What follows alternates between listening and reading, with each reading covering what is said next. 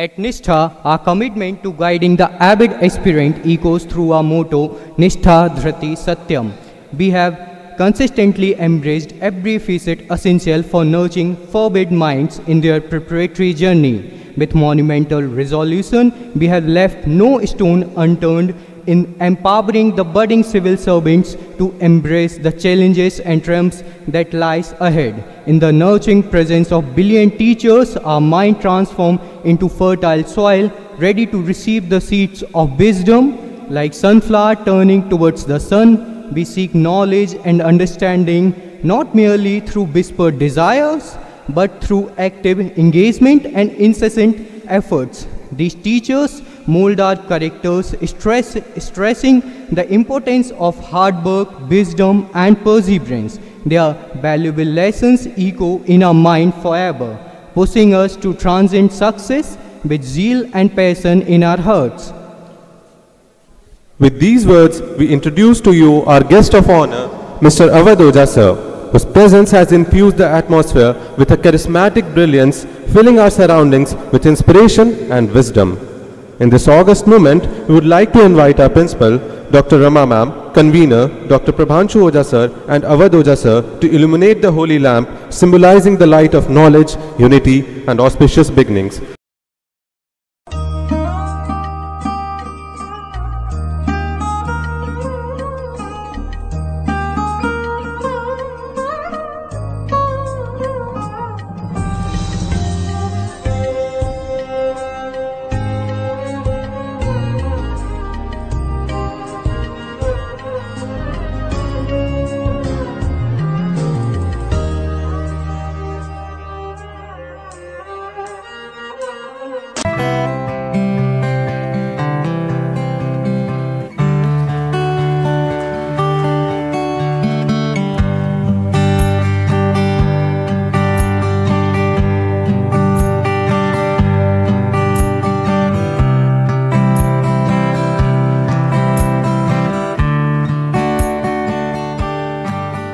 I, Priyanka, the technical head of Nishtha, with immense delectation and joy that we extend a warm welcome to our esteemed speaker, Mr. Awadh Ojha sir.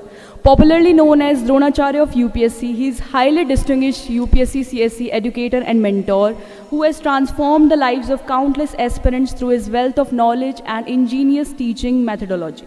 His phenomenal talent for simplifying intricate ideas and seamlessly intertwining historical events with contemporary issues demonstrates his intellectual prowess. What truly distinguishes him is his commitment to affordable education. Living up to his legacy, Sir continues to inspire and nurture the future custodians of Indian bureaucracy. Today, he'll be interacting with the ardent aspirants and clearing all their doubts. With profound reverence, I would now request Sir to kindly grace the forum and bestow upon us his invaluable wisdom. Jai.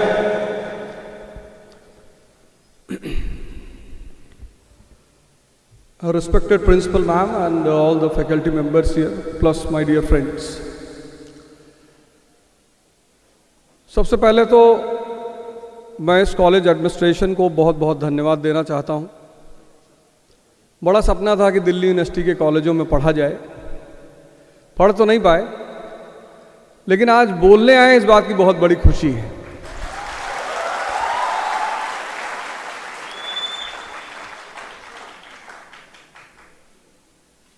आपके college का जो theme line है, वो इतनी बड़ी line है और आज बोलने से ज़्यादा इंटरैक्शन पर मेरी एम्फेसिस रहेगी। हम इंटरैक्ट करेंगे, वो बहुत अच्छा फॉर्म ऑफ स्टडीइंग माना जाता है, लेकिन आपके कॉलेज की जो थीम है वो इतनी बड़ी थीम है कि सिर्फ आप उस थीम को अगर समझ जाएं, तमसो मां ज्योतिर्गमय, वो पूरा काव्य ऐसा है कि असतो मां सद्गमय, तमसो मां ज्योतिर्गमय, मृत्यो मां अमृताम गमय, ओम शांति शांति शांति। किस बात की अपील है ये और किस टेक्स्ट में दिया हुआ है? आपका कॉलेज है और नहीं बोलोगे तो मैं मैम से बोल के सब पे जुर्माना लगवाऊंगा, सबको पैसा देना पड़ेगा। किस टेक्स्ट में है ये, किस टेक्स्ट में मेंशन्ड है? हाँ, बृहदारण्यक उपनिषद। इनका भाई नाम नोट करो, हमारा कोर्स इनको फ्री में दिया जाएगा।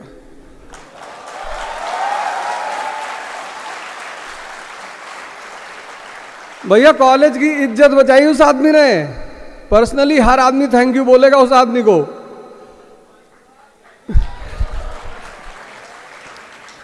बृहदारण्यक उपनिषद, करेक्ट।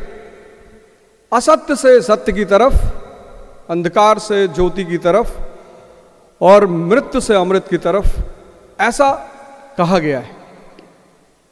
फिर ये चीजें हैं क्या? आप यहां पढ़ने आए, स्कूलिंग खत्म हो गई, कॉलेज में आ गए, है ना? यार ऐसे बैठो जैसे पता ही नहीं कि कॉलेज में आए कि नहीं। कॉलेज में आ गए ना। मुझे तो खैर स्कूलिंग का ज्यादा पता चला नहीं, क्योंकि मैं पढ़ने में विश्वास नहीं रखता था।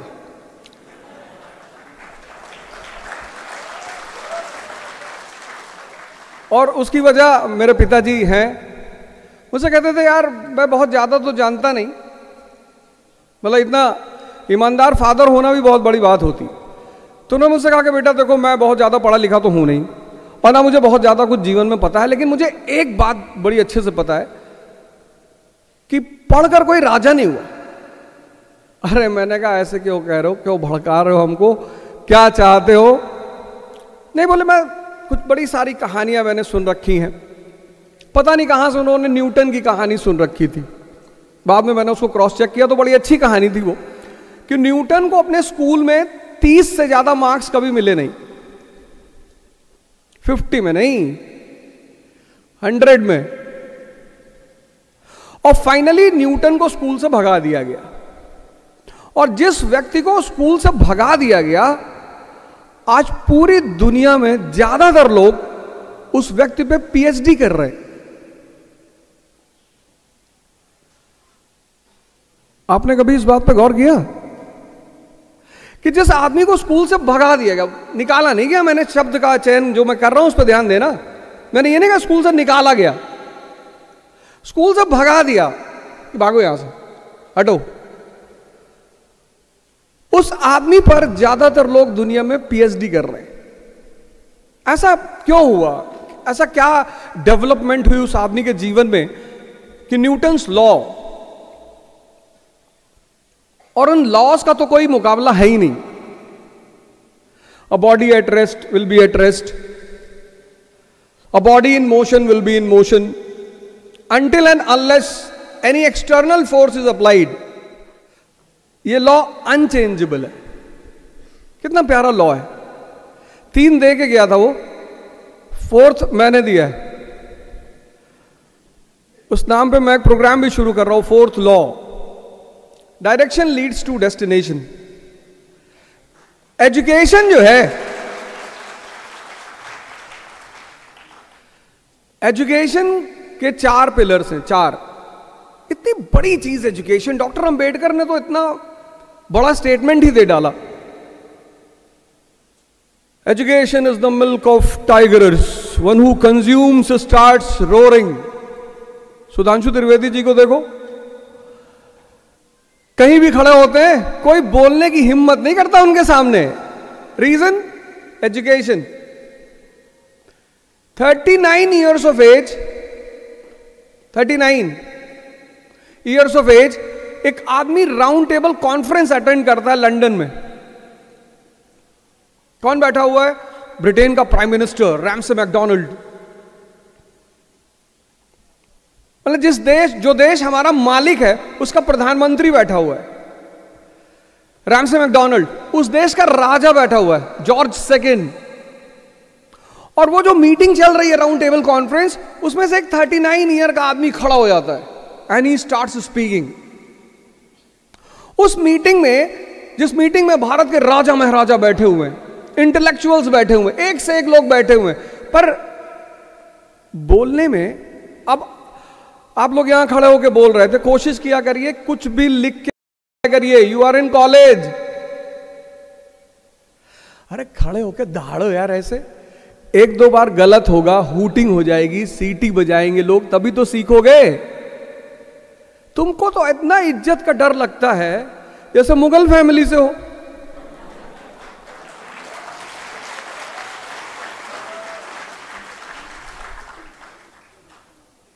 भाई टीचर आपको डांट रहा है क्लास में, अच्छी बात है, वो आपका भला चाहता है। अपने टीचरों से तो आप सीखोगे नहीं। आपके भी कॉलेज के टीचर बहुत बड़े बड़े टीचर हैं, पर डॉक्टर और टीचर अपना इलाज कर ही नहीं सकता। आपके कॉलेज का टीचर आपसे कुछ कहेगा ना, आपको लगेगा पता है। पहली बात तो इज्जत की चिंता मत किया करो। सन्यासी, भिखारी और स्टूडेंट, इनकी कोई इज्जत नहीं होती। अगर ये इज्जत की चिंता करेंगे तो ये कुछ नहीं कर पाएंगे, कर ही नहीं पाएंगे। अब भिखारी भीख मांगने जा रहा है और उसको लगे कि मैं तो सो एंड सो फैमिली का हूं, और तुम्हारे दरवाजे पे आके बोले कि भैया मैं फला फैमिली का हूं, मुझे भीख दे दो। इनकी इज्जत नहीं होती, टेंशन लेने की जरूरत नहीं होती। एजुकेशन बहुत बड़ी चीज है, बहुत बड़ी। डॉक्टर लोहिया बर्लिन यूनिवर्सिटी से पीएचडी करके आए, मद्रास उतरे। पैसा ही नहीं था उनके पास, जेब में पैसा ही नहीं बचा। दान करने वाले आदमी, जहां पैसा मिला दान करना शुरू, जेब में पैसा ही नहीं। नाम सुना है ना डॉक्टर लोहिया का? अब जेब में पैसा ही नहीं, तो फिर क्या किया उन्होंने, हिंदू न्यूज़पेपर आता है, उसके ऑफिस में गए, बोले यार मुझे सब एडिटर से मिलना है। ले गए लोग कि साहब ये सब एडिटर का ऑफिस। एडिटर से बोले यार एक पेज दो और पेन दो, एक आर्टिकल लिख के देता हूं, कल हंगामा होगा तमिलनाडु में। तो उसने ऊपर से नीचे देखा, बोला कौन? अरे बोले कौन उनके चक्कर में मत पड़ो, एक पेपर दो, पेज दो। तो उसने दिया एक पेपर पेज, उन्होंने एक आर्टिकल लिख के दिया इकॉनमी पे। जब उस एडिटर ने पढ़ा, वो तो हाथ जोड़ के खड़ा हो गया, कहा बाबूजी कहां से? बोले मैं राम मनोहर लोहिया, बर्लिन यूनिवर्सिटी से इकोनॉमी में पीएचडी। यार पैसा नहीं है यार, बंगाल तक जाना है। अरे उसने कहा बाबूजी ये लो 300 रुपए। 300 rupees. Which century? Beginning of 20th century. आज लोग नौकरियां ढूंढ रहे हैं पढ़ने के बाद।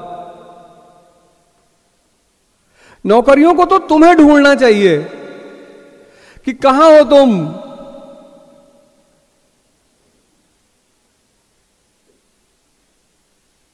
चार पिलर हैं एजुकेशन के, और अगर वो चार पिलर मिस हुए तो उस एजुकेशन का कोई फायदा नहीं। पहला pillar, education is not for employment. शिक्षा नौकरी करने के लिए नहीं। अभी मैं आपके मैडम के साथ बैठा था, प्रिंसिपल मैम के साथ, बड़ी प्यारी बात उन्होंने कही, और बड़ी डेयरिंग सी लेडी हैं, और आपको तो उन्हें कम से कम 100 बार थैंक यू बोलना चाहिए कि इतनी सब चीजों की परमिशन देती हैं वो।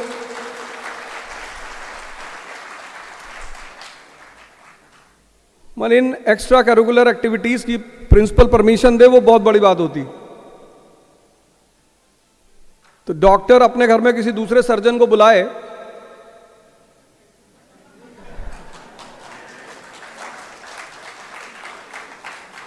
करना चाहिए यार।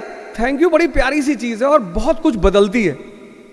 रिस्पेक्ट एक ऐसी चीज है, तुम्हारे टीचर्स है ना, कुछ ज्यादा नहीं करना होता। टीचर को पैसा तो खैर गवर्नमेंट देगी, आप रिस्पेक्ट दे सकते हो।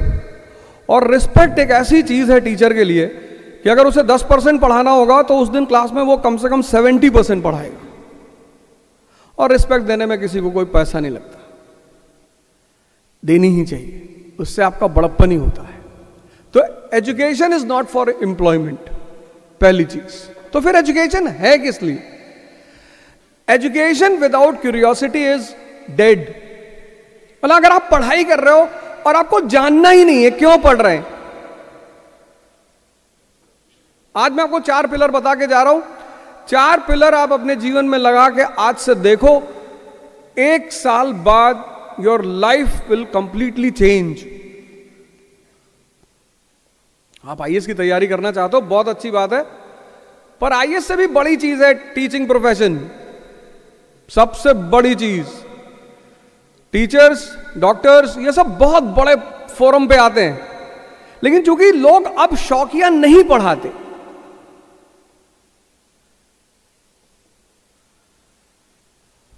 आईएएस बनना भी बहुत अच्छी बात है, पैसा कमाना है, शादी अच्छी होगी, डाउरी मिलेगी, मंत्री के घर में शादी होगी, बड़ी सारी बातें वो भी बता के जाऊंगा। लेकिन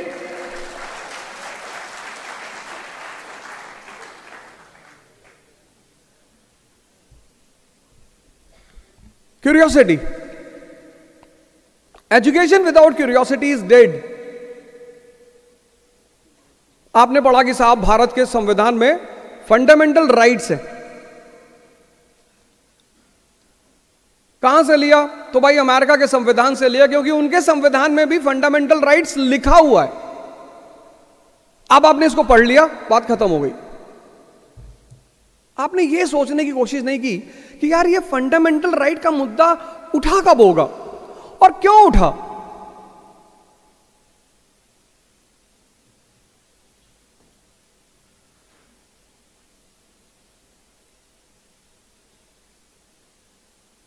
इतना सन्नाटा। अरे भैया, जिसकी एजुकेशन सही हो जाएगी ना, जिसको पढ़ने का तरीका आ जाएगा, वो भगवान बन जाएगा। बाकी तो सब सब्सिडियरी चीजें हैं। पहली बात जो तुम्हारे दिमाग में स्ट्राइक करनी चाहिए कि क्या यार पहले फंडामेंटल राइट्स नहीं थी? क्या प्री मॉडर्न पीरियड में फंडामेंटल राइट जैसा कुछ होता ही नहीं था? इंसान की जिंदगी ऐसे ही थी, किसी को उठा के मार डालो, किसी का कोई अधिकार नहीं था। भाई तब भी तो इंसान था ना। प्री मॉडर्न, जिसको तुम एंशिएंट पीरियड कहते हो, मेडिवल पीरियड कहते हो, तब भी तो इंसान रहा होगा, तो उसको राइट्स की जरूरत नहीं थी। पहला सवाल ये आना चाहिए था, आना ही चाहिए था कि यार ऐसा क्यों, कब ये मुद्दा पहली बार उठा होगा। फिर दूसरा क्वेश्चन ये कि हमने तो अमेरिका से लिया, तो अमेरिका ने कहां से लिया होगा? भाई अमेरिका की बिल ऑफ राइट्स है, उसी को तो हम फंडामेंटल राइट्स कहते हैं। तो हम तो अमेरिका से इंस्पायर्ड हुए, अमेरिका किससे इंस्पायर्ड हुआ होगा? और ऐसी क्या जरूरत पड़ी कि हमको उसको अपने कॉन्स्टिट्यूशन में लिखना पड़ा? Humanism is the foundation of modern constitution. जो आज का आधुनिक संविधान है किसी भी देश का, दुनिया में कुछ देश है जहां संविधान लिखित नहीं है। इजराइल एक कंट्री है जिसमें आजकल देख ही रहे हो बवाल चल रहा है। सऊदी अरेबिया में नहीं है, शरीयत चलती है। ऐसे दो चार कंट्रियां हैं जहां, ब्रिटेन में संविधान है लेकिन वो लिखित नहीं है। तो अब सवाल ये उठा कि यार इसको लिखने की क्या जरूरत पड़ गई? जब आपने फंडामेंटल राइट पढ़ा, आप में से तो बहुत लोगों ने पढ़ा होगा, नहीं पढ़ा? नहीं, आप कहां पढ़ते हो?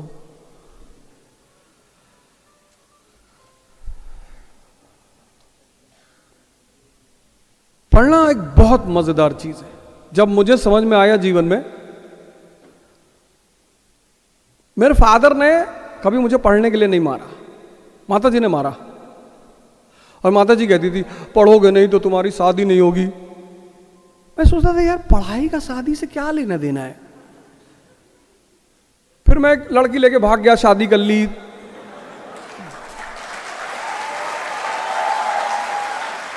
अब क्या करता?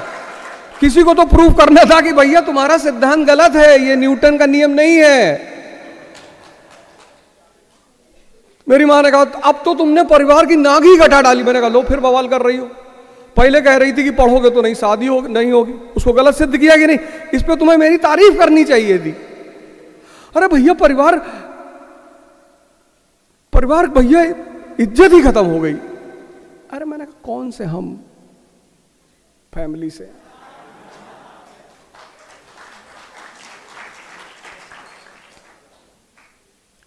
हम तो एक सामान्य से परिवार से हैं, गुड्डू बबलू की तरह। अगर हम खतरा नहीं लेंगे तो ये अखंडानंद और रतिशंकर तो हमारे सर पर चढ़े रहेंगे।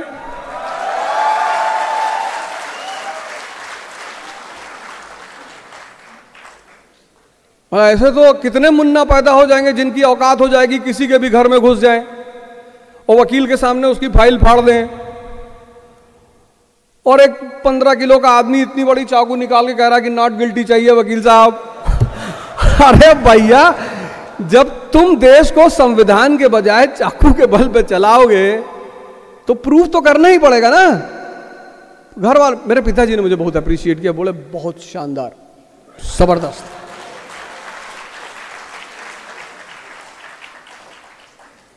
ऐसा कुछ नहीं होता कि पढ़ोगे नहीं तो नौकरी नहीं लगेगी, शादी नहीं होगी।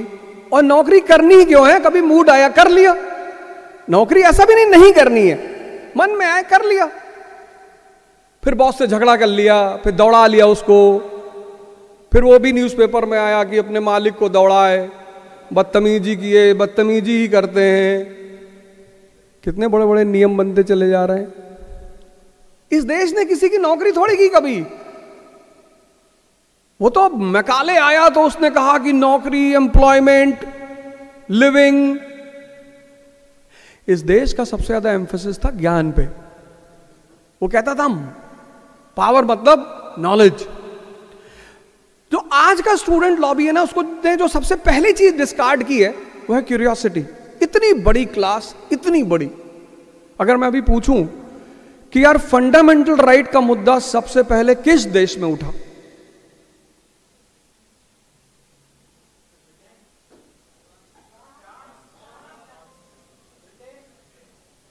हाथ उठाओ तब पूछेंगे, ऐसा थोड़ी है। मतलब एक बार, अरे रानी झांसी, लड़कियों में से कोई नहीं हाथ उठा रहा है? तुम लड़की हो? चलो अच्छा, अब लड़कियां नहीं उठा रही तो फिर लड़के ही उठाएंगे। चलो बताओ बताओ। बहुत बढ़िया, शानदार, ब्रिटेन। क्यों?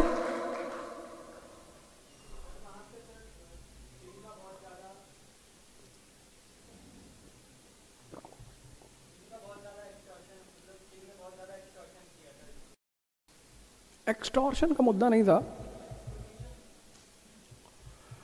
मुद्दा एक्सटॉर्शन का नहीं था। शुरू तो ब्रिटेन ने किया, मतलब पहला मुद्दा वहीं पे उठा। लेकिन अब ये जानना बहुत जरूरी, क्यों अमेरिका किससे इंस्पायर हुआ? इनका भी नाम लिख लो भाई। अरे कितनी बड़ी बात है यार, इतनी बड़ी। हंसराज कॉलेज है दिल्ली का, दुनिया का फेमस कॉलेज है। मैं तो सोच के आया था कि सब खड़े हो जाएंगे तलवार वलवार निकाल के, गुरुजी हम बता रहे हैं। मतलब कुछ चीज जगह ऐसी होती है जहां आदमी जब बोलने जाता है तो उसको लगता है कि फला जगह बोलने जा रहे हैं यार, संभल के। तो मैं बड़ा वो होकर आया था कि चलो यार आज तो मजा आएगा बोलने का भी और सुनने का भी। अमेरिका कहां से इंस्पायर हुआ? फ्रांस से। अमेरिका किस ईयर में पैदा हुआ? 1787 में। अमेरिका इंस्पायर हुआ फ्रांस से। पहली बार मुद्दा उठा ब्रिटेन में। सवाल यह उठा, फिर सवाल यह उठा कि आखिर हमें इस बात को अपनी संविधान में लिखना क्यों पड़ा? ब्रिटेन ने क्यों नहीं लिखा? फ्रांस ने क्यों नहीं लिखा? इन्होंने लिखा क्यों नहीं? हमने उसे अपने संविधान का पार्ट क्यों बनाया? क्योंकि फ्रांस में रेवोल्यूशन हुआ 1789, क्रांति हुई। किसके खिलाफ? फ्यूडलिज्म के खिलाफ। तुम राइट टू इक्वालिटी पढ़ो, तुम पूरा फंडामेंटल राइट उठा के देखो। Entire fundamental right is to counter what? Feudalism. भाई प्री मॉडर्न पीरियड जो है उसकी सेंट्रल फिगर क्या है? फ्यूडलिज्म। पूरी फंडामेंटल राइट के जो 6 पार्ट है वो किससे डील कर, किसको काउंटर करते हैं? फ्यूडलिज्म को।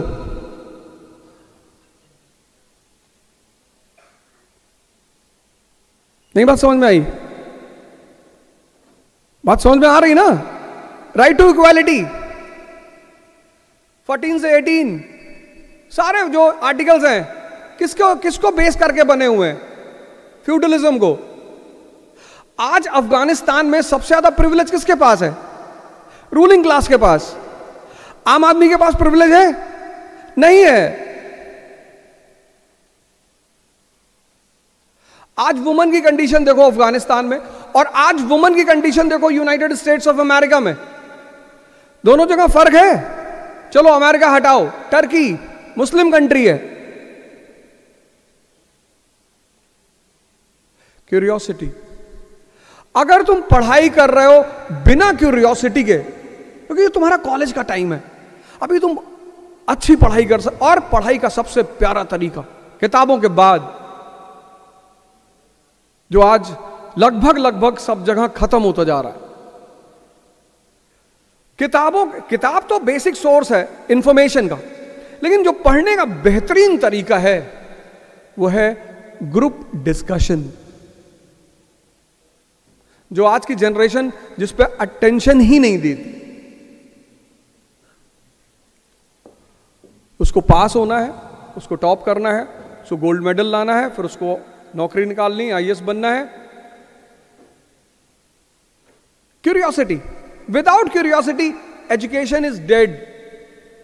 रिलीजियस मूवमेंट होते थे प्री मॉडर्न वर्ल्ड में। इंडिया में देखो कितनी बार रिलीजियस मूवमेंट हुआ। 6th century BC, Buddha and Mahavira the super stars of 6th century BC. फिर 15th century religious movement in India, Nanak, Dadu, Kabir. फिर 19th century Swami Dayanand Saraswati, Swami Vivekanand, sir Syed Ahmed Khan. क्यों होते थे रिलीजियस मूवमेंट्स? क्या जरूरत पड़ती थी इनकी?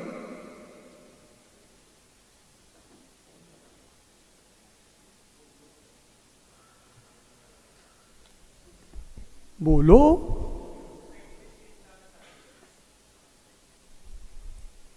अच्छा,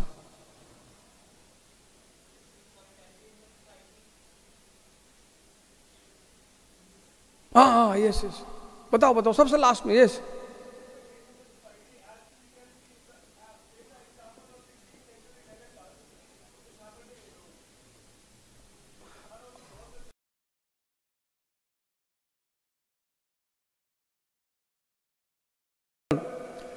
आज हमारे पास मैन मेड कॉन्स्टिट्यूशन है। प्री मॉडर्न वर्ल्ड में मैन मेड कॉन्स्टिट्यूशन था? नहीं। In pre modern world religion was constitution. Vedas अपौरुषे, बाइबल अपौरुषे, कुरान अपौरुषे। अपौरुषे means not written by human being, written by God. कौन इंप्लीमेंट करेगा उसको? King. So king was representative of God. तो अशोक कौन सी टाइटल लेता है? Devanam Piyadasi, I am the beloved of God. Medieval India के जो रूलर्स है कौन सी टाइटल लेते हैं? जिल्ले इलाही, शैडो ऑफ अल्लाह। पर आज हमारे प्राइम मिनिस्टर ऐसी टाइटल लेते हैं, जिल्ले इलाही। आज वो है जिल्ले जमूरियत। जमूरियत मतलब masses. Today's prime minister is the representative of the masses. In pre-modern world, king was the representative of God. So he has to respect the wish of God. लेकिन आज जो मैन-मेड कॉन्स्टिट्यूशन है वो रैशनलिज्म पे based है, humanism पे based है। तो उसमें एक बड़ा प्यारा फीचर है। कौन सा? अमेंडमेंट। हमारा कॉन्स्टिट्यूशन किस ईयर में आया? 1950 में। और अब तक हम कितने अमेंडमेंट कर चुके हैं? 100+। Change is the law of nature. And if change is the law of nature today, change was the law of nature yesterday also. तो आज जब हमें चेंज करना होता है तो हम अमेंडमेंट करते हैं, और जब हमें प्री मॉडर्न वर्ल्ड में चेंज करना होता था तो क्या करते थे? Religious movement. What is religious movement in pre modern world? Constitutional amendment. पहली चीज ये पकड़ लो, education without curiosity is dead.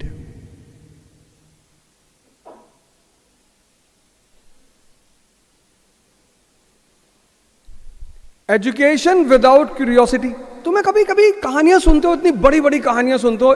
एक बड़ा फेमस राजा वो विजयनगर का, कृष्णदेवराय, नाम सुना ना? एक बार एक आदमी उसके दरबार में आया और उसने राजा से कहा कि राजा साहब मुझे 30 लैंग्वेजेस आती हैं, 30,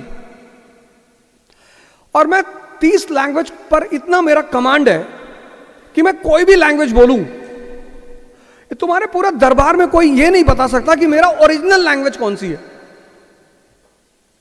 मेरी मदर टंग कौन सी है। राजा ने अपनी दरबारियों की तरफ देखा कि इतना इतना पैसा तुम लोग को दे रहे हैं, हराम करो, कोई तो चैलेंज इसका एक्सेप्ट करो। कोई चैलेंज करने को एक्सेप्ट करने को तैयार ही नहीं। राजा ने कहा मैं एक्सेप्ट करता हूं, आओ कल से तुम। उसने कहा ऐसे नहीं, जितने दिन तुम फेल करोगे, तुम्हारे जितने विद्वान फेल करेंगे, हर दिन मैं 10 लाख सोने के सिक्के लूंगा, एवरी डे। पहले दिन आया, 4-5 लैंग्वेज बोली, 2-3 लोग चेक करने आए, बता ही नहीं पाए, ले गया 10 लाख रुपए। ऐसे 40 दिन चलता रहा। हर दिन वो 10 लाख सोने के सिक्के लेके जाता था। राजा ने रात में सारे विद्वानों को बुलाया, बोले कल लटका दूंगा सबको।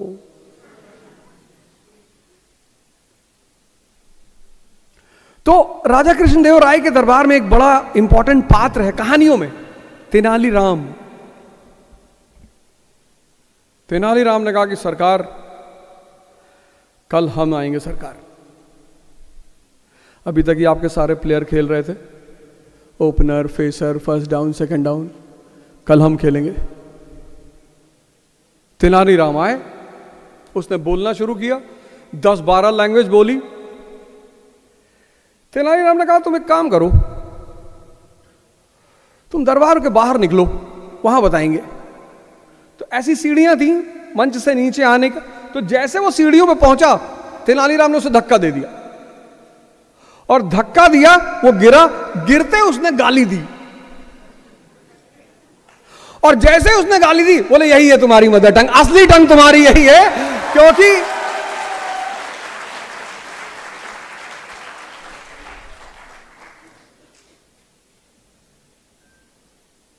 अब ये जो सिचुएशन हैंडलिंग है, ये क्या है? विजडम है। ये क्या है? ये विजडम है। ये किसी किताब में थोड़ी लिखा हुआ है। कबीर कभी पढ़ने ही नहीं गए, स्कूल ही नहीं गए। न्यूटन का एग्जाम्पल मैंने तुम्हें अभी दिया।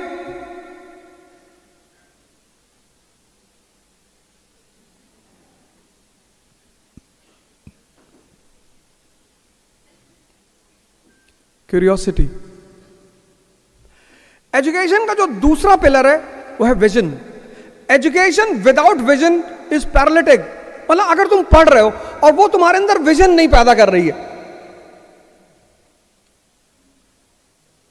गांधी जी भारत आते हैं 1915 में, फर्स्ट वर्ल्ड वॉर चल रहा है। अंग्रेजों ने कहा we are fighting to give self rule to the suffering people. Gandhi ji ने कहा वाह, बहुत अच्छा, तब तक मैं भारत घूम लेता हूं, भारत का भ्रमण कर लेता हूं, 1-2 आईपीएल खेल लेता हूं। अंग्रेजों ने कहा हाँ खेल लो आईपीएल। तो एक चंपारण खेला आईपीएल, फिर एक आईपीएल अहमदाबाद में खेला, उन्होंने जबरदस्त परफॉर्मेंस दी। फिर एक आईपीएल खेड़ा में खेला, 3-3 आईपीएल खेले और तीनों आईपीएल में जबरदस्त परफॉर्मेंस। अफ्रीका में खेल कर आए ही थे जीत के, तुरंत नेशनल टीम में एंट्री हो गई। 1919 में मैच शुरू हुआ, रोलट एक्ट आ गया, इंप्रिजनमेंट विदाउट ट्रायल। अंग्रेजों ने क्या वादा किया था? Self rule to the suffering people. और जैसे ही वॉर खत्म हुआ, क्या दे दिया? Rowlatt Act, imprisonment without trial, minimum 2 years। Gandhi ji ने कहा मैक्सिमम, बोले मैक्सिमम 200 years। अरे गांधी जी ने कहा तुम लोग तो कह रहे थे कि self rule to the suffering people. बोले हाँ, वो रात में कहा होगा नशे में। अब तुम इमेजिन करो, 1920 की कंट्री है, 90% people illiterate, 90% people suffering from poverty. There is nothing called India. Bharat कोई राष्ट्र है ही नहीं। विजन, देखने की क्षमता, देखने की, पढ़ने की तो कोई भी पढ़ ले। लोग पढ़ते नहीं नॉवेल। हमारे गांव में एक से एक महारथी हैं, नॉवेल पढ़ते हैं, नॉवेल। हमसे कहते हैं तुम्हारी किस्मत बहुत अच्छी है। अच्छा, तुम भी करो, कभी पढ़ो एनसीईआरटी, लेकिन नॉवेल पढ़ेंगे, और एक से एक नॉवेल। ऐसे ऐसे नाम है नॉवेल के। काली घाटी की चुड़ैल, इतनी मोटी नॉवेल, ना खाना खा रहे, ना पानी, नॉवल में डूबे, पढ़ तो रहे हैं, कहां कुछ जीवन में परिवर्तन हो रहा है। मैंने कहा ना, पढ़ाई इतनी क्रांतिकारी चीज, मतलब अगर तुम्हारे अंदर ये एजुकेशन उत्साह न भर पाए, कॉन्फिडेंस ना दे पाए, डेयरनेस ना दे पाए, समझ लो एजुकेशन का जो राह है तुम्हारा वो सही नहीं है।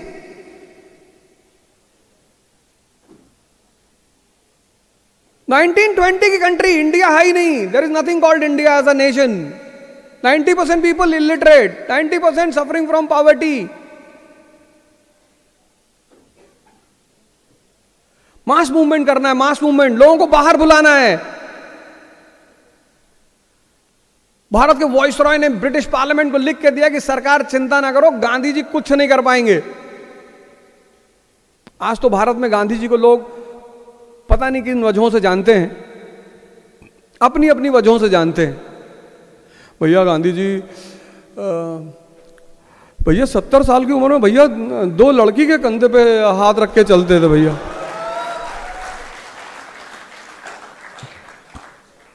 तुम 17 में नहीं चल पाए।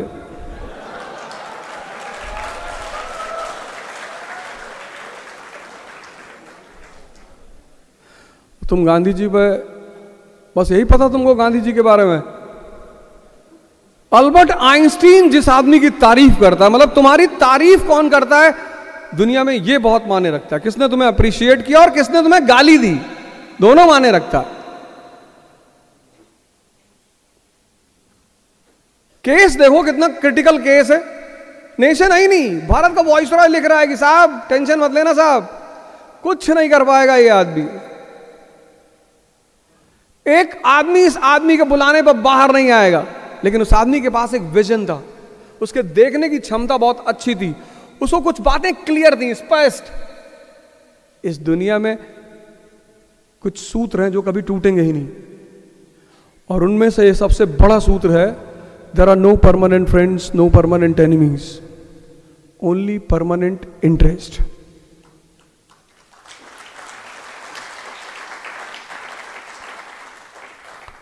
अभी हमने एब्सटेन किया यूएन में इजराइल वाले मुद्दे पे, हमने एब्सटेन किया। बड़ी दुनिया शॉक्ड रह गई कि भारत ने क्यों किया एब्सटेन, किस ग्राउंड पे? उसने कहा टेररिज्म के ग्राउंड पे। हम भी टेररिज्म झेल रहे हैं। विजन जिसके पास है, विजन, यहां दुख ही नहीं होना चाहिए ये मुझसे बात नहीं कर रहे हैं, ये मुझसे बोल नहीं रहे हैं। मैं तो कभी कभी ऐसी ऐसी कहानियां सुनता हूं, आते हैं लोग मुझसे जब बताते हैं और मैं उनकी उम्र देखता हूं तो मैं सोचता हूं इनको गांव ले जाऊं।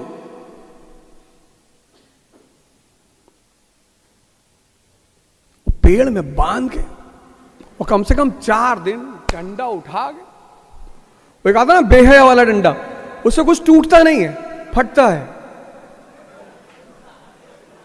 वो कुछ टूट जाएगा 307 लगवा देंगे साहब, अटेम्प्ट टू मर्डर सर।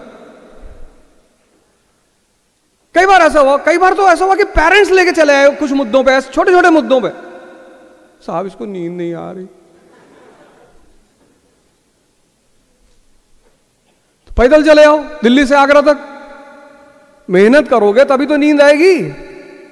या तो कुछ खुराफात किए होगे, वो अंदर घूम रहा होगा।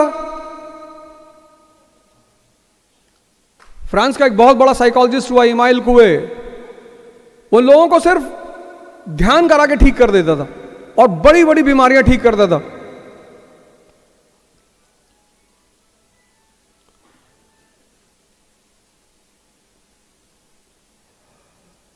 There are no permanent friends, no permanent enemies, only permanent. कोई तुमसे नहीं बात कर रहा है इसका मतलब तुम उसके काम के नहीं हो, बस सिंपल। तो करना क्या है, उसके काम का हो जाना है। पता करो क्या चाहिए इसको।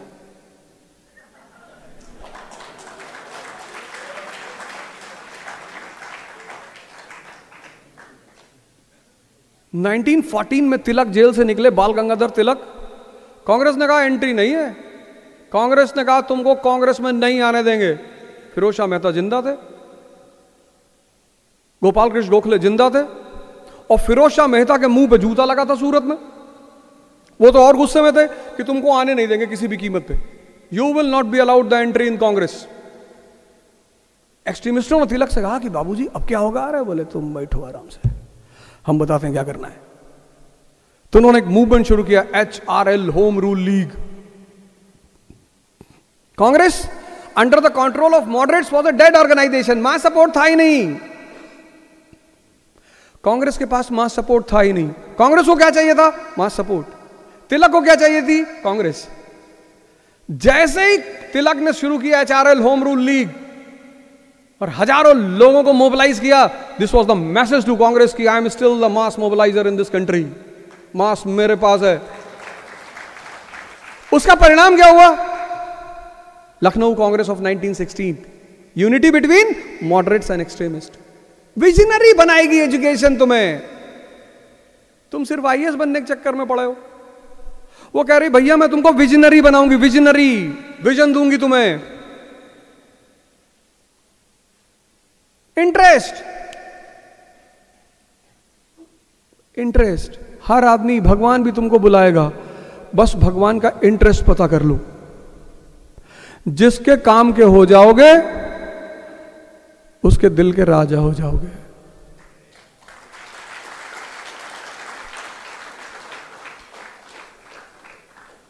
तुम रो रहे हो, my girlfriend is not talking to me, तो दूसरी बना लो। यू डोंट अंडरस्टैंड सेंटिमेंट, इतना मारेंगे ना, कुछ नहीं होता। सेंटिमेंट, इमोशन, ये रिक्शा वालों से जाके पूछो, कोई इनको गुड मॉर्निंग बोलता है?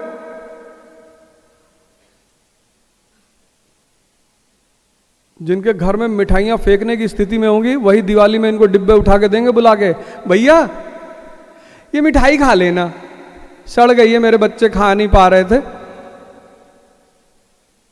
जितने बड़े बड़े अधिकारी हैं, पॉलिटिशियंस हैं, टॉप क्लास ब्यूरोक्रेट्स हैं, बिजनेसमैन हैं, देखो सबके घर मिठाइयां पहुंचनी शुरू हो जाएंगी। अब तुम बस काम के हो जाओ, एक वर्ड पकड़ लो जीवन में, इंटरेस्ट।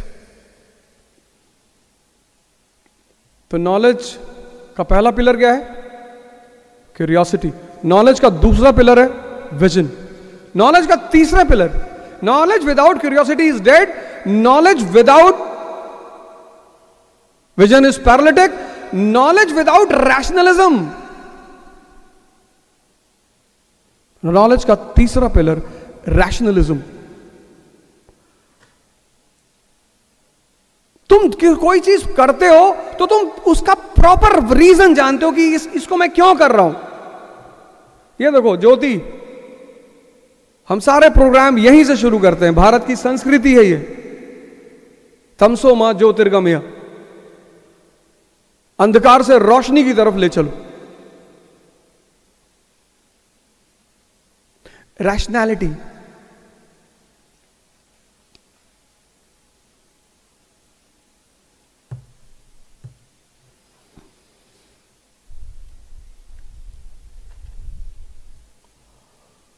बादाम का तेल लगा रहे हैं, बादाम का शैम्पू लगा रहे हैं, बादाम का क्रीम लगा रहे हैं, खा रहे हैं गुटखा।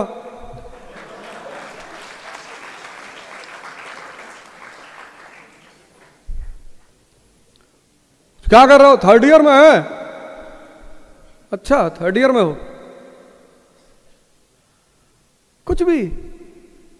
इजराइल का बॉर्डर नहीं पता, इजराइल पैदा कैसे हुए नहीं पता, पता ही नहीं। ट्विटर पर ऐसे नाच रहे हैं जैसे शादी होने जा रही है, ये मारा वो मारा, अरे मजा आया। अरे शुक्र मनाओ कि 3rd वर्ल्ड वॉर ना शुरू हो। तो एक आध मिसाइल अगर इधर घूमी,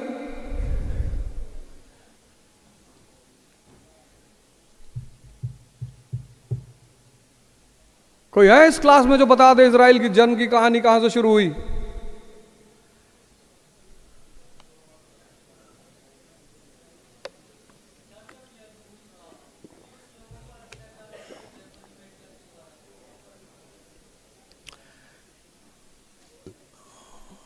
कोई शमशीर हिंदुस्तान,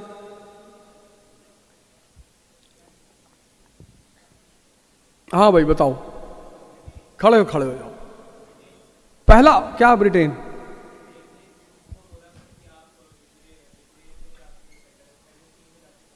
कब?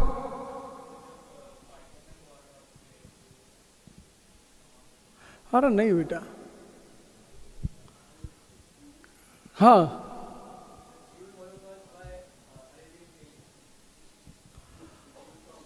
क्या नाम था? Sir, it all started with Rome establishing Palestine in 1514 BC. Before that, it was United Kingdom of Israel, and after that, when Rome conquered the land of Israel, they established Palestine, and after that, Ottoman Syria. Who was the king at that time? It was I am not clearly remembering the name, but it starts with C, Constantine, like that. Constantine. Yes, and that the current city of Istanbul was named on. Are Jews were the kings? They have a very famous ruler, David. Who built the Golden Dome, the temple of Jerusalem, in which the Holy Book of Musa has been placed with 10 testaments, which Jews consider as a promised land on that particular piece of land. After that, when Ottoman Syria conquered the land, the Islam was established there for 500 to 600 years. After that, when the Holocaust happened, the Jews fought with USSR, USA and the Allies basically, and approximately 2 lakh Jews died between that period. And after that, when the Axis power was defeated by the Allies, the Allies assured them that they will establish the promised land, which was mandated by the Yahweh, the God of Jews.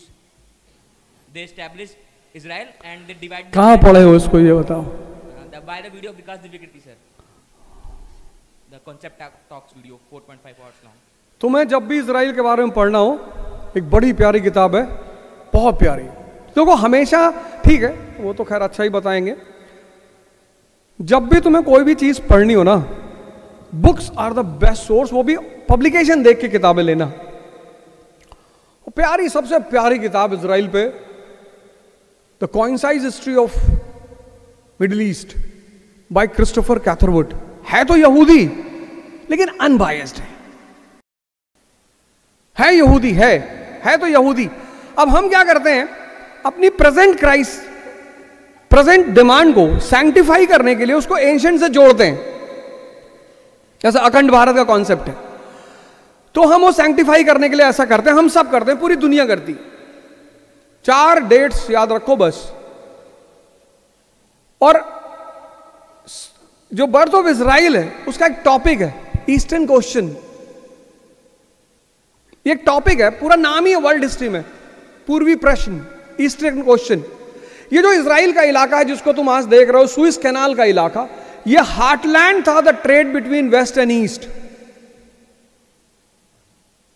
पश्चिम और पूरब के बीच trade होना ही है,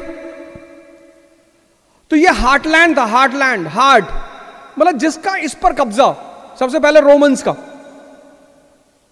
जिसका इस पर कब्जा उसका पश्चिम और पूरब के ट्रेड पे कब्जा। तो सब इस जगह पे कब्जा रखना चाहते थे, सब। 15th सेंचुरी में, 16th सेंचुरी में यहां पे ओटोमन्स का कब्जा। ब्रिटेन ने ओटोमन से दोस्ती कर ली, फ्रांस और ब्रिटेन ने। वो ब्रिटेन के ओटोमन्स, ब्रिटेन और फ्रांस तीनों दोस्त हो गए। फिर तीनों ने मिलकर रशिया को काउंटर किया कि तुमको नहीं घुसने देंगे, यहां पे तुम्हें एंटर नहीं करने देंगे। ये सब रशिया, ब्रिटेन, फ्रांस, ऑटोमन्स, ये सब उस जिस जगह आज इजराइल है उस एरिया पे कब्जा करना चाहते थे। सब चाहते थे हमारा दबदबा रहे। एक line, the birth of Israel is the entry of United States of America in Eastern question. और इसकी कहानी शुरू होती है 1897 से। Theodor Herzl, world Zion organisation, Zion organisation बनती है और वो बोलती है कि Palestine is the homeland of Jews. अब तुम्हारे ऐसे, अब यहां इस क्लास में कोई खड़ा हो जाए और बोले Brazil is the homeland of Brahmins, अब ऐसे थोड़ी कोई मान लेगा, कोई कुछ भी कह दे। जब तुम आवाज उठाते हो तो तुम्हें इंटरनेशनल एक्सेप्टेंस चाहिए होती। तो ये इन लोगों ने आवाज उठाई, वर्ल्ड जियोन ऑर्गेनाइजेशन वालों ने, कि भैया पैलेस्टीन हमारा होमलैंड है। इंटरनेशनल कम्युनिटी ने इसको सैंक्शन दिया। किस ईयर में?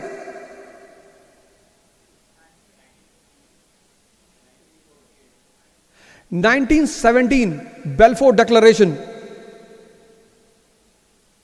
Balfour was the foreign minister of Britain. World war चल रहा है, 1917 वर्ल्ड वॉर चल रहा है एंड ब्रिटेन सेज कि yes Palestine is the homeland of Jews. Demand कब उठी? 1897 में। इंटरनेशनल सैंक्शन कब मिला? 1917 में। तो पैलेस्टीन में जो अरब्स रहते थे वो अरब डोमिनेटेड एरिया था, तो वहां के अरब्स ने कहा कि भैया यहां ज्यू नहीं है। हाँ बोले भाई नहीं है तो क्या हुआ, आ रहे ना, अभी आएंगे अभी। तो बोले कैसे कैसे आ जाओगे? बोले आ रहे हैं, तुम लोग रुको अभी आ रहे हैं। 1920 treaty of Sevres, Britain takes away West Asia from Turkey and when Britain takes away West Asia from Turkey, Palestine becomes the mandate of Britain. Mandate matlab under protection of Britain. And then Britain starts giving land on lease to Jews, and this was the entry of Jews in Palestine. तो कहानी कब शुरू हुई? 1897 में। उसको sanction कब मिला? 1917 में।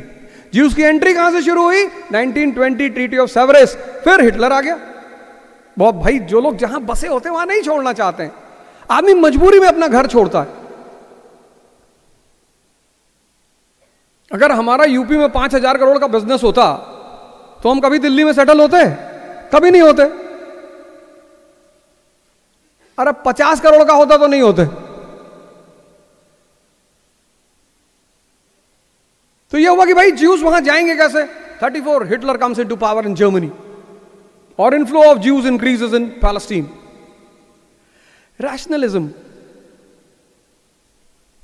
एजुकेशन का जो तीसरा पिलर है रैशनलिज्म। तुम बहुत सारे काम ऐसे करते हो, तुम कर रहे हो तुम्हें पता ही नहीं क्यों कर रहे हैं।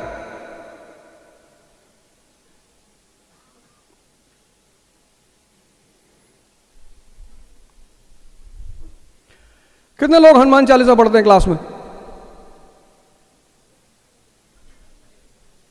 अरे तुम हमारी तरफ देख के बताओ यार, कब से पढ़ रहे हो? बचपन से। बचपन का हो ना? हमने कहा पिछला जन्म भी याद है। कितने साल हो गए पढ़ते हुए? ये सब नहीं, कितने साल हो गए पढ़ते हुए? सर 8-10 साल से ज्यादा हो गए। 10, चलो 8 मान लेते।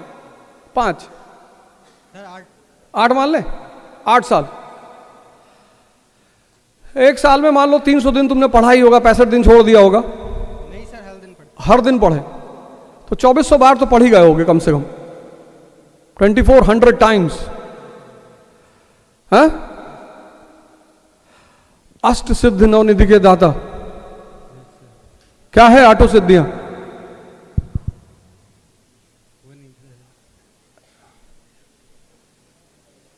इन्होंने 2400 बार पढ़ा उसको, और ज्यादा ही पढ़ा होगा। 24 में कम बता रहा हूं। ये डायरी में लिखना आज जाके। क्या चीज बनाने का वादा करती है हनुमान चालीसा? कि अगर तुम उसे प्रॉपरली फॉलो करते हो तो तुम ये बन जाओगे।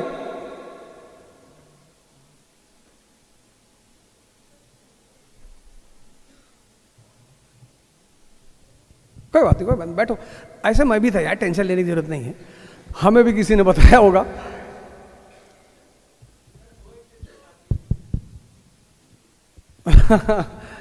भगवान, यस, हनुमान चालीसा का दावा है कि अगर आप उसे कायदे से प्रॉपरली फॉलो करें, पढ़ना नहीं, फॉलो, तो वो आपको शिव जैसा बना देगी। जो ये पढ़े हनुमान चालीसा होए सिद्ध साखी गौरी सा। Rationality. Education without curiosity is dead. Education without vision is paralytic. Education without rationality is spineless. तुम करते रहो जितना कर रहे हो। तभी तो तुम इतना पढ़ते हो, तुम्हारे अंदर कॉन्फिडेंस नहीं पैदा होता। तुम सोच के देखो, कुछ तो गड़बड़ी हो रही होगी।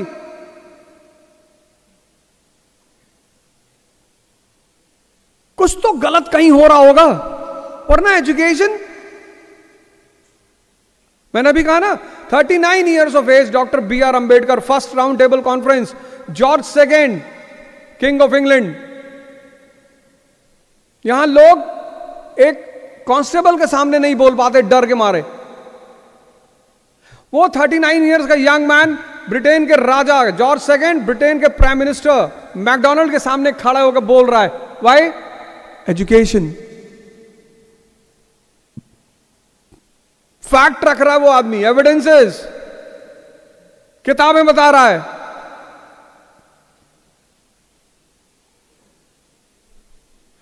और चौथी बात, education without knowledge means darkness. कुछ तो सीखा, कुछ तो अप्लाई करोगे जीवन में। 20 साल पढ़ाई की, अप्लाई नहीं कर सकते, उससे तुम कुछ अर्न नहीं कर सकते। मतलब किसी चीज पे तुमने 20 साल लगाए हैं, 20 इयर्स, और वो चीज तुम्हें 10,000 रुपए महीने देने को तैयार नहीं है।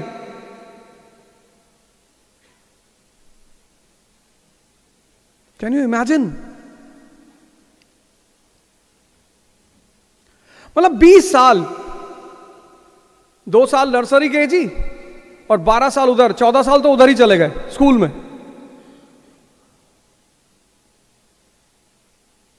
14 साल में श्री राम भगवान बन गए। इतना लंबा समय हमने एजुकेशन को दिया। कुछ तो मिस हो रहा होगा, कुछ तो गड़बड़ी हो रही होगी। 4 pillar, 4: curiosity, vision, rationality and knowledge. कुछ ऐसा सीखा तुमने,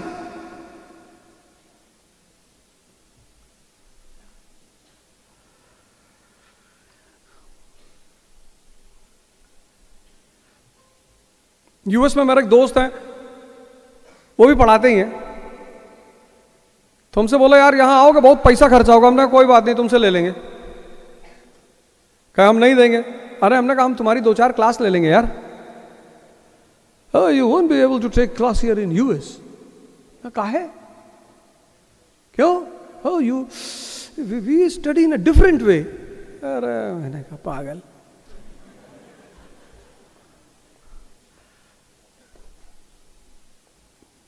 मैंने कहा अच्छा बताओ, why America became a super power in 20th century? What was the reason? बोले अमेरिका बॉर्न सुपर पावर। अरे मैंने कहा नहीं पागल, America in 1787 was a slum area, 13 slum areas. The story of America starts from 13 slum areas, 13 बस्तियां। वो 13 बस्तियां 1945 में बनती है वर्ल्ड पावर। कुछ तो रीजन रहा होगा ना।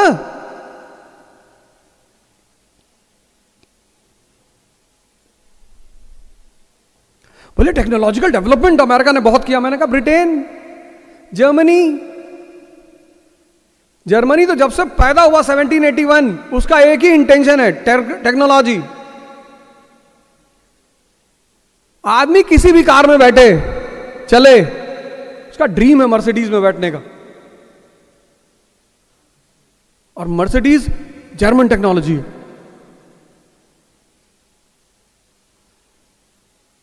हम लोग तो खैर पूर्वांचल वाले ज्यादा विश्वास नहीं करते। हमारी तो फॉर्च्यूनर है, उसमें पीछे लिखा हुआ महाकाल। हमारा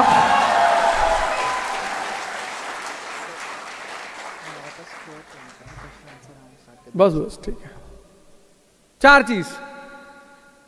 4 चीजें मैं आपको बता के जा रहा हूं। अगली बार जब हम मिलेंगे भगवान के आशीर्वाद से, तो हम कोशिश करेंगे कि हम सिर्फ डिस्कशन करें। कोई मुद्दा उठाते हैं, कोई मुद्दा लेकर आएंगे क्लास में, कोई सब्जेक्ट लेकर आएंगे। आप बताना कौन सा, ज्योग्राफी, केमिस्ट्री छोड़ के। केमिस्ट्री में तो कुछ ना बता पाएंगे, लेकिन IR, ज्योग्राफी। अगली बार अगर हम भगवान के आशीर्वाद से कोई सेशन करते हैं तो कोई सब्जेक्ट उठाओ, सब्जेक्ट हिस्ट्री उठा लो, IR उठा लो, उस पे डिस्कशन करते हैं, इंटरेक्शन करते हैं। तुम भी तैयार करके आओ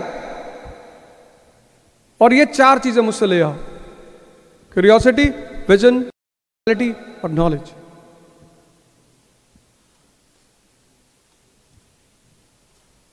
और अप्लाई करो इसे।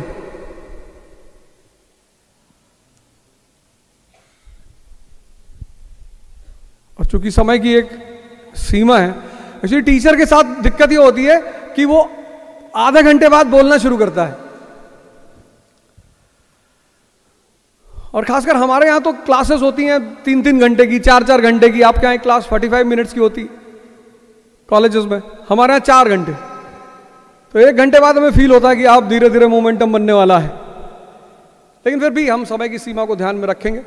एक बार फिर मैं कॉलेज के एडमिनिस्ट्रेशन को, यहाँ के प्रिंसिपल, यहाँ स्टाफ और आप सब लोगों को बहुत बहुत धन्यवाद देना चाहता हूँ कि आपने मुझे यहाँ बुलाया।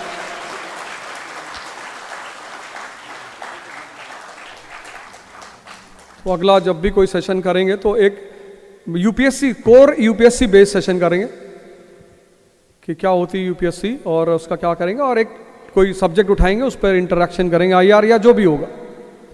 Okay then, thank you. Thank you so much for your kind and generous words, sir. Your exceptional guidance and motivational words have left us all overwhelmed. I firmly believe that all the budding aspirants must be fueled with immense vigor and passion after gaining such fascinating insights from you. Now, we would like to call on the audience to put forth their queries. Hello. Good afternoon, sir. Good afternoon, sir, right here yes. in front of you. So first, good afternoon, sir. Good afternoon. Sir, my name is Ayush Kokre. I'm originally from Jabalpur, Madhya Pradesh. Sir, my question is, apart from all the studies and knowledge, what are some of the important characteristics or the traits that are necessary for a student to become a civil servant? Sir, because... Yes, sir. ये building है ना, इसके अंदर क्या है? Cement है। इसके अंदर क्या है? आयरन है। उसने तो उसको मजबूती दे रखी है।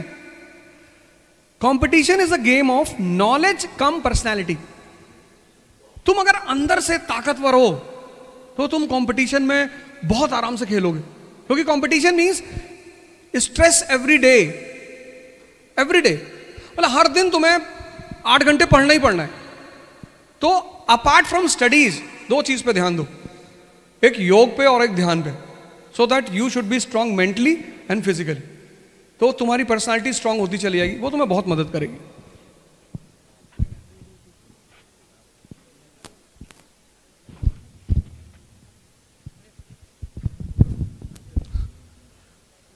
नमस्कार सर।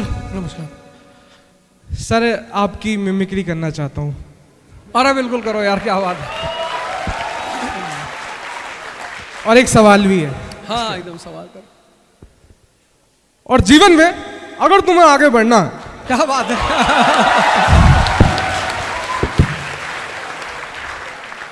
तो ध्यान करना पड़ेगा।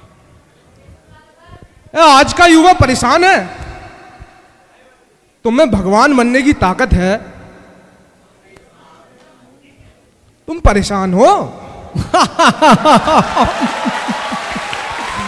बहुत अच्छा, वेरी गुड।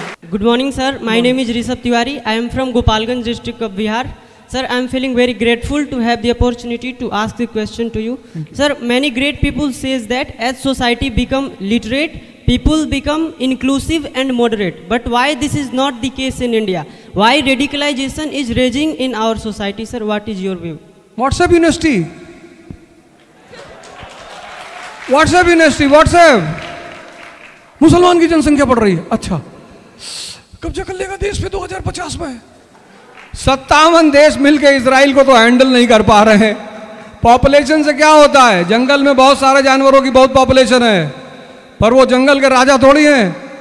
ये जो व्हाट्सएप यूनिवर्सिटी का ज्ञान है, और हमारे देश में 91 के बाद शायद ही किसी ने आर्ट्स पढ़ा हो स्कूल में सब, या मैथ्स या बायो, डॉक्टर इंजीनियर। हम 90 में निकले बायो पढ़ के, हालांकि हम तो कभी पढ़े नहीं, लेकिन हमें भी कहा गया मेडिकल की तैयारी कर लो। मैंने कहा हम, बोले डॉक्टर बन जाओगे। अरे मैंने कहा चाकू पकड़ना है, चिमटी थोड़ी पकड़ ली है, चमड़ी उमड़ी पकड़ के उठा रहे हैं, वो हमसे ना हो पाएगा। हम तो डाल के खोलने वाले कि भैया खोल के देखो लीवर खराब है क्या। लेकिन माता जी ने इतना जबरदस्त प्रेशर बना दिया, घर में खाना छोड़ दिया। हम भैया खाना नहीं खाएंगे। फिर गए इलाहाबाद कोचिंग करने मेडिकल की। तो हमने कहा पहले मेडिकल की स्पेलिंग सीख ले, नहीं तो कोई पूछ लेगा कि मेडिकल की तैयारी कर रहे हो, तुमको पता ही नहीं।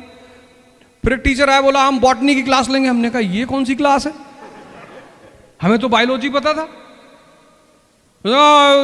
Take the class of botany, फिर बॉटनी जूलॉजी। फिर मैंने कहा यार ये, लेकिन उस कोचिंग ने मुझे एक बहुत बड़ा फायदा दिया। वहां पे मुझे एक टीचर से मुलाकात हुई, एम्पैथी से, अब तो बेचारे हैं नहीं, पर उनकी क्लासेस में इतना मुझे मजा आता था, इतने प्यार से वो पढ़ाते थे। वहां से जो पढ़ने का इंटरेस्ट है पहली बार मेरा वहीं से पैदा हुआ। मैं किसी क्लास में बैठूं ना बैठूं, एम्पैथी सर की क्लास में जरूर बैठता। The way he used to connect the things and the way he used to explain the things, और ये जो बातें मैंने बताई एप्लीकेशन वगैरह, ये बातें वो करते थे। तो आज रेडिकलाइजेशन बढ़ेगा ही बढ़ेगा। जब जिस देश ने हिस्ट्री पढ़ी ही नहीं, जब दूसरे से हिस्ट्री सुनता है कोई आदमी, दूसरे से इकोनॉमी सुन रहा है, जिस देश के लोगों को जीडीपी के बारे में पता नहीं, वो भी ग्रोथ बता रहे हैं, तो ये रेडिकलाइजेशन तो उस कंट्री में बढ़नी ही बढ़नी। क्योंकि जब आदमी नॉलेजेबल होगा तो डिस्कस करेगा, बात करेगा, पॉइंट्स लेगा, सुनेगा, झगड़ा थोड़ी करेगा।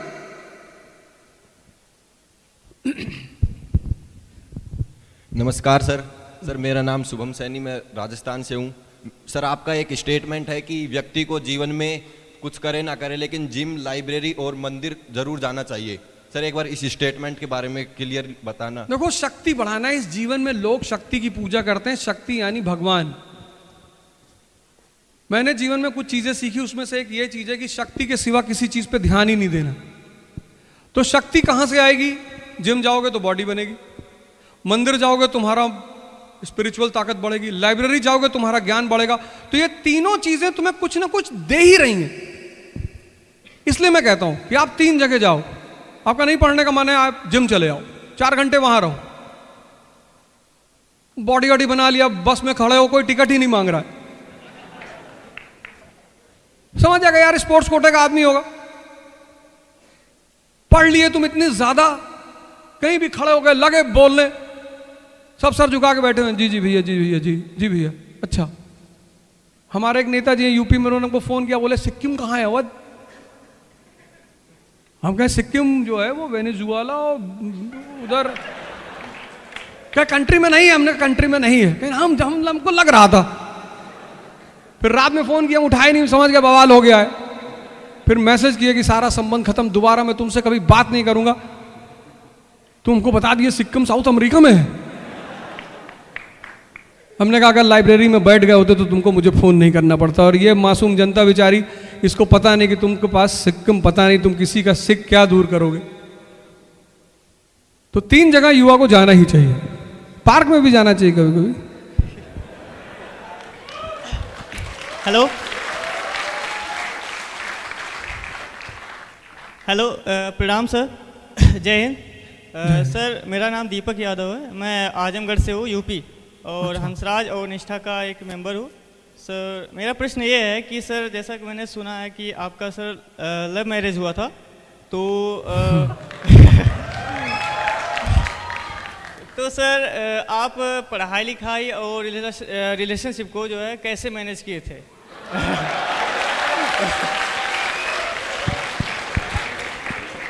देखो भैया, एक बड़ी सीधी सी बात है, जिसने ये क्षमता डेवलप कर ली कि अगर वो गर्लफ्रेंड की गोद में लेटा और नेशनल इनकम सोच रहा है,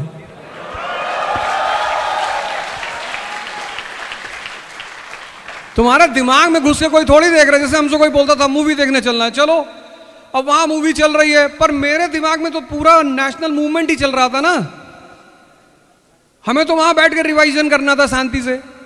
मूवी देखने नहीं जाते, भाई लोग नाराज हो जाते, very arrogant, preparing IAS, very arrogant, तो चले गए। लेकिन अब वहां हॉल के अंदर पलती उलती मार के बैठे हैं, AC चल रहा है बढ़िया फर्स्ट क्लास, और उसी में रिवाइज कर रहे 1885 कांग्रेस, 1905 स्वदेशी movement, 1960 15 HRL, 1916 Lucknow Congress, 1920 NCM। अब मेरे मन में, अब वो बगल वाला मुझसे पूछ रहा है बहुत बढ़िया सीन है, मैंने कहा शानदार।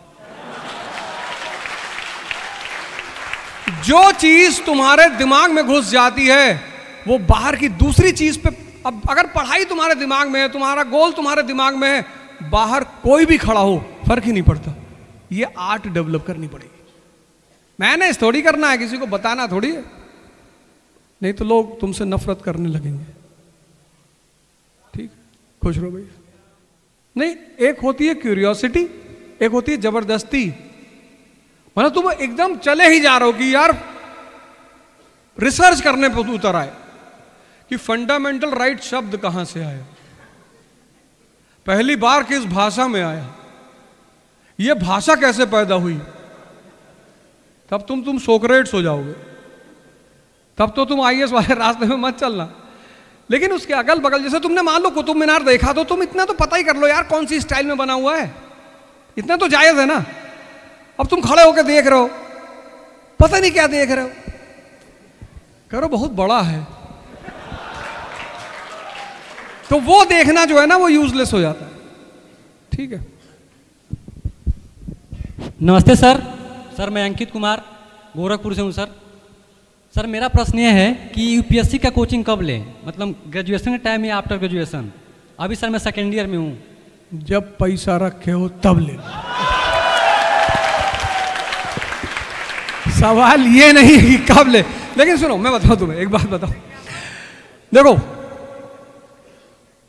तुम्हारी उम्र कितनी है? 18, 19 पे ले लेना। 2 साल 19, जब तुम्हारी उम्र 19 की हो जाएगी तब लेना, क्योंकि 19 के जब तुम हो जाओगे तो तुम 1 साल जीएस प्रिपेयर कर लेना कायदे से, पहले एनसीईआरटी फिर जीएस, फिर 1 साल तुम अपना ऑप्शनल, तो तुम्हें एक सफिशिएंट टाइम मिलेगा सब चीज पे ध्यान देने। फिर जब तुम दोनों तैयार कर लेना कायदे से, तब तुम एक प्रैक्टिस सेशन करना और फिर जाके एग्जाम दे देना। तो 19 year is the right time, क्योंकि 21 पे तुम्हें एग्जाम देना है, तो तुम्हें 2 साल पूरा मिलेगा प्रिपरेशन करने के लिए, बहुत है वो।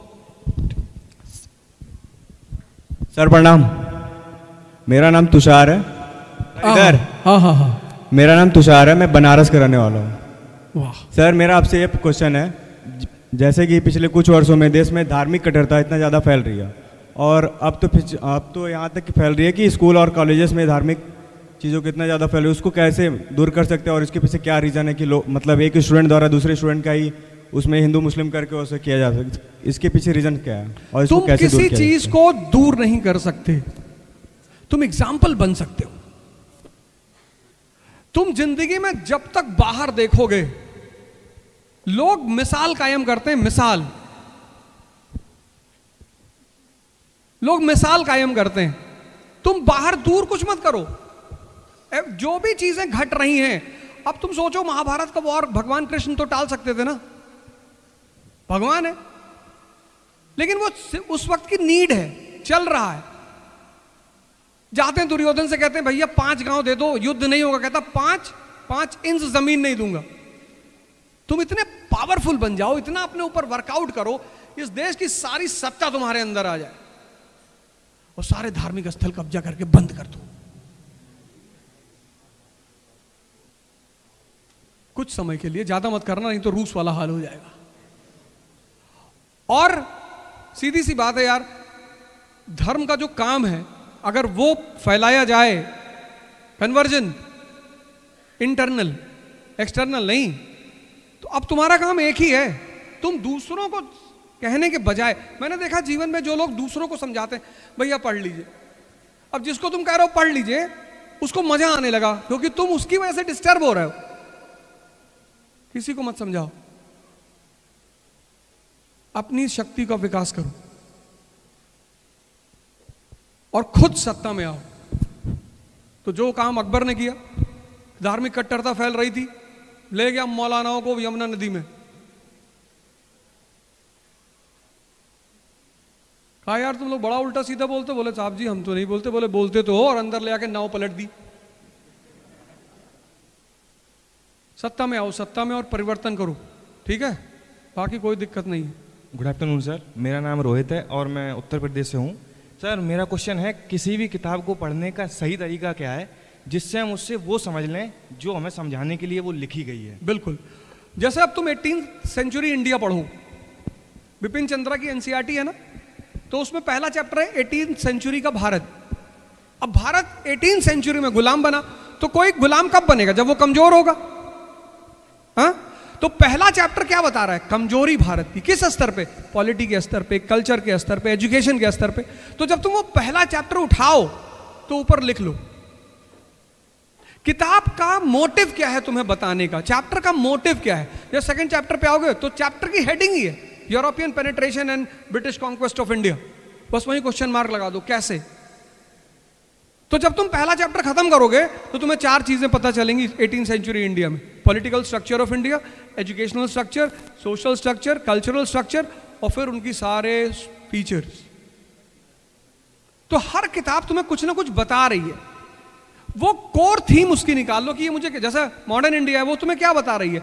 बर्थ ऑफ अ नेशन, एक देश का जन्म हो रहा है। तो कैसे हो रहा है, कौन से फैक्टर्स काम कर रहे हैं, बस उन फैक्टर्स को निकालना है। पॉलिटी के लेवल पे, इकोनॉमी के लेवल पे, सोसाइटी के लेवल पे, कल्चर के लेवल पे, एटसेट्रा एटसेट्रा। राइटिंग स्किल पे, राइटिंग स्किल पे जितना तुम लिख सकते हो, तुम बिना सोचे पढ़ सकते हो, तुम बिना सोचे लिख नहीं सकते। 2 चीज पे अगर तुम लोग ध्यान दे दो, तुम्हारी बड़ी अच्छी सिविल सोसाइटी तुम लोगों ने बना रखी है, 2 चीजों पे ध्यान दो, एक राइटिंग पे, एक डिस्कशन पे। और डिस्कशन का मतलब झगड़ा नहीं होता, ये बात याद रखना। डिस्कशन का मतलब होता है एक्सचेंज ऑफ इंफॉर्मेशन।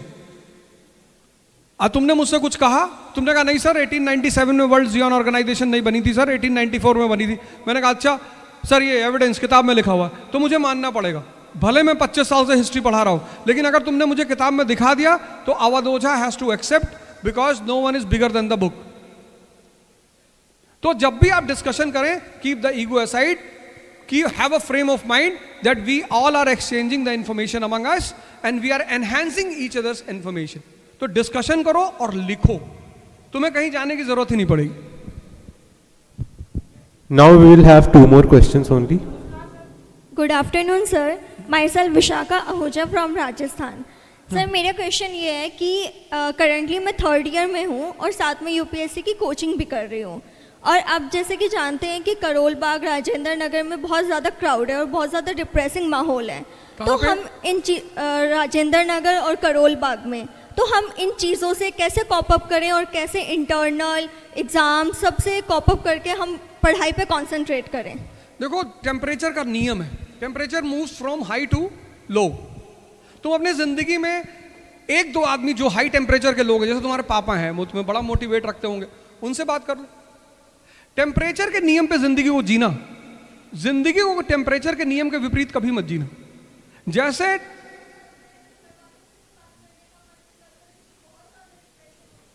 तब तुम एक काम करो, फिर तो तुम्हारे पास फिर एक और ऑप्शन है, बायोग्राफीज एंड ऑटोबायोग्राफीज। जितने दुनिया में लोग महान हुए, सबकी जीवन या तो कृष्ण की तरह था या राम की तरह था। कृष्ण का तरह जीवन कैसे होता है कि जन्म से ही संघर्ष होता है, और राम की तरह जीवन कैसे होता है कि संघर्ष तो राजघराने में हुआ, जन्म तो राजघराने में हुआ, संघर्ष हमने खुद लिया, क्योंकि संघर्ष ही व्यक्ति को मजबूती प्रदान करता है। तो अगर तुम्हारा जीवन कृष्ण की तरह है तो तुम खैर बहुत ज्यादा महान हो, और अगर राम की तरह है कि तुम ऐसे घर में पैदा हुए कि राजशाही तौर पे पैदा हो लेकिन अब संघर्ष करना पड़ रहा है, तो तुम उसके लिए सबसे प्यारी चीज है कि तुम बायोग्राफीज और ऑटोबायोग्राफीज का सहारा, और जूनियर्स को पकड़ो। या तुम 3rd ईयर में हो, 1st ईयर के किसी लड़के लड़की को पकड़ लो, उसको पढ़ाना शुरू कर दो, तो वो क्या होगा, ओबीडियंट होगा। ओबीडियंट होने के साथ साथ क्या होगा, वो तुम्हें बड़े थैंक्स गिविंग भाव से तुम्हारे साथ रहेगा। बाकी लोगों को छोड़ दो। देखो ऐसा है ना, घड़ी पहनने से अगर लोग महान होते तो गांधी जी महान कभी नहीं होते। आज का जो जनरेशन है ना, वो इंटरनल शक्ति को वैल्यू ही नहीं देता, वो यही चीजें देखता है, उसका सारा समय इसी में जा रहा है, कैपिटलिज्म में। उस कैपिटलिज्म ने उसको उलझा रखा है। कौन सी गाड़ी से आए थे, एल्टो 800 से आए रहे, 800 में बैठे थे। ये जो जनरेशन हमारी इस वक्त पूरी दुनिया में चल रही है, अजीब ही जनरेशन है। हमारे एक दोस्त ने बर्बरी का शर्ट लेकर आया मेरे पास, 80,000 रुपए का, अभी भी रखा हुआ है। हमसे कहे कि अवध ओझा ये शर्ट पहन के जाओगे तो तुमको सब देखेंगे। हमने कहा अच्छा कितने की है? तुम है की चिंता मत करो, है पहनो। तुम पहन के गए, एक जगह सेमिनार था, तुम कुछ बोले ही नहीं 20 मिनट तक। तो फिर मैंने उनकी तरफ देखा, हमने कहा भाई शर्ट तो बोले नहीं रही। अरे यार तुम यार उल्टी सीधी बातें कर रहे हो। कीमत शर्ट की नहीं है, कीमत शक्ति की है। और मैं शिक्षक हूं, मैं अगर 2 लाख रुपए का जूता पहनने लगूंगा तो हमारे जो मित्र हैं, स्टूडेंट्स हमारे, India is still a developing country, तो हमें तो 5-6 हज़ार की घड़ी मिल जाए वही बहुत बड़ी बात। हालांकि मेरी बीच वाली बेटी थोड़ा सा है कैपिटलिस्ट माइंड की, पापा लुई मुजिटो की 25 करोड़ की घड़ी आती। मैंने कहा बेटा अपहरण हो जाएगा, अगर यू पूर्वांचल पहन के चले गए तो फिरौती देना पड़ेगा बेटा, ऐसा मत करो। तो सिंपल रहो यार, अंदर की ताकत पैदा करो। जहां जाओ लोग खड़े हो जा रहे हैं, भैया विवेकानंद ऐसे ही तो गए। इन अमेरिकन ने सोचा ये व्हाट ही विल स्पीक, और जब उन्होंने वहां बोलना शुरू किया, आज का आदमी बाहर पे ज्यादा ध्यान दे रहा है, लड़का फेशियल करा रहा है। एक साहब को मैं पैसा देने गया, उन्होंने अपने चेहरे पर शहद और वो हल्दी लगा रखी थी। मैंने कहा ये क्या? बोले भैया इससे चमक पैदा होती। तो मैंने उनके भाई को फोन किया, मैंने कहा इसको पैसा तो मैं नहीं दूंगा और ये अगले 10,000 साल IAS नहीं बनेगा। अरे बोले अवध ऐसे क्या कह रहे हो यार? मैंने कहा ये हल्दी चंदन, हल्दी और वो लगाए हुए शहद, कह रहा इससे चमक आती। ये चमक यहां से शहद की वजह से आ रही है, पावर की वजह से आ रही है। मैंने कहा जब इसका बेसिक कॉन्सेप्ट ही नहीं क्लियर है लाइफ में। क्रिस गेल को देखो कैसे चमकता रहता है, नाचता रहता है, हिंदी बोलता है, पावर ही तो है, प्राइवेट जेट में चलता है। तो तुम इसकी चिंता मत करो, आराम से रहा करो, है ना। जितने लोग कोचिंग नहीं करना चाहते हैं और उनको IAS बनना है, वो 15 तारीख को मेरा एक वीडियो रिलीज हो रहा है अवध ओझा ऐप पे, पूरा फ्री है। वो 6 घंटे का लेक्चर है, प्रीलिम्स क्या होता है, मेंस विद एग्जांपल्स, ऐसा नहीं कि सिर्फ एक्सप्लेन किया है, उसको देख लो। 15 नवंबर को रिलीज हो रहा है, अवध ओझा का ऐप है, उसी ऐप से तुम ले सकते हो उसे, वहां से ले लो। और फिर अगर तब पर भी कोई डाउट तुमको रहता है, इसमें होता है कभी कभी डाउट बच जाता है, सब YouTube पे पढ़ा। बेटा इस देश में इतने बड़े बड़े टीचर हैं और सबको मैं थैंक यू बोलूंगा, सारे टीचरों को, कि उन्होंने कुछ ना कुछ पोर्शन YouTube पे सबने डाल रखा है। तुम चाहे ज्योग्राफी देखो, इकोनॉमी देखो, सबका है, तो वहां से ले लो, कोई दिक्कत नहीं है, ठीक है ना। Now I kindly request Oja sir to felicitate our core team who have been working tirelessly for the welfare of all the aspiring civil servants.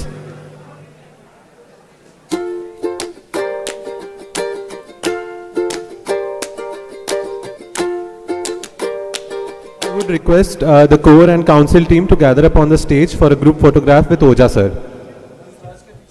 and the professors of Hansraj as well.